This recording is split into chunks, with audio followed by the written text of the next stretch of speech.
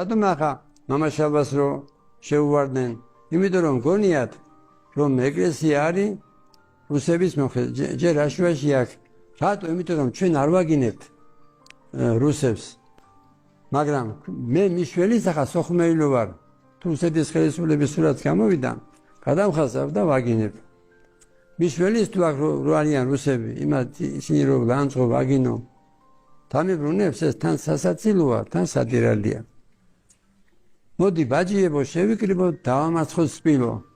ახლა მუშტებზე იყურება ზოგიერთი იარაღის აღება უნდა რუსეთის წინააღმდეგ და კოდორის ხეობა ამ ხალხმა ერთი ვისახა მუშტებზე იყურება ერთი გასულის გარშე დათმეს და ფულიც აიღეს ამაში.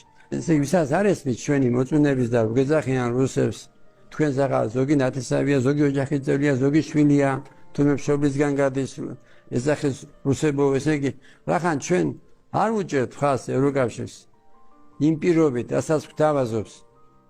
გამოვდივართ რუსები და ამ დროს საშუაშია რუსეთი, რატო? იმიტომ რომ რუსეთს რატო ამბობენ?